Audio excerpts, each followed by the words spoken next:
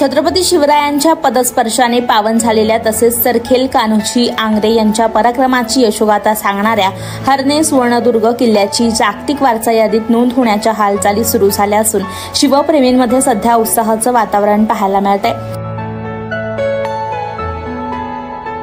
शिवाजी महाराजांच्या काळामध्ये काही मोजके जलदुर्ग किल्ले बांधले गेले, त्यामधला आमचा सुवर्णदुर्ग किल्ला आहे आणि आता त्याला जागतिक दर्जा प्राप्त होतोय। त्याबद्दल हरणेवासी म्हणून मला नक्कीच या गोष्टीचा अभिमान आहे।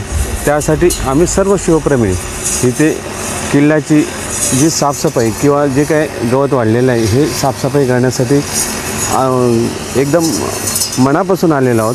किल्ल्याच्या साफसफाईसाठी शेकडो हात सरसावलेत। हरणे येथील जय भवानी प्रतिष्ठान तालुक्यातील शिवप्रेमी व जय शिवराय प्रतिष्ठान दापोलीचे सदस्यांमार्फत सुवर्णदुर्ग किल्ल्याची साफसफाई केली जाते।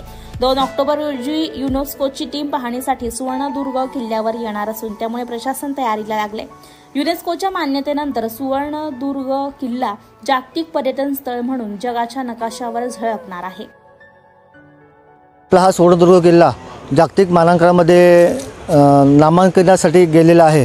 त्याबद्दल आम्हा हरणेवासियांना आणि आजूबाजूच्या सर्व पंचक्रोशीतील लोकांना अतिशय आनंद आणि अभिमान आहे आणि त्यासाठी आज आम्ही जय भवानी प्रतिष्ठान हरणे, शिवप्रेमी शिवराय प्रतिष्ठान दापोली, जय शिवराय प्रतिष्ठान दापोली आणि हरण्यातील तमाम सर्व शिवभक्त आज येथे आज उद्या परवा जिथपर्यंत हे स्वच्छ होत नाही तिथपर्यंत आणि पुरातत्व खाते यांच्या संयुक्त विधानाने आज स्वच्छता मोहीम आम्ही घेतलेली आहे।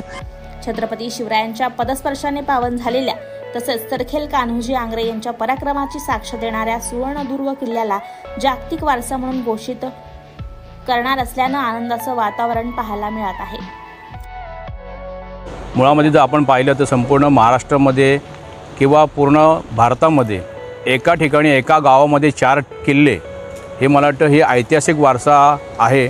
हे हरणे हे फार पुरातन मोठं बंदर आहे।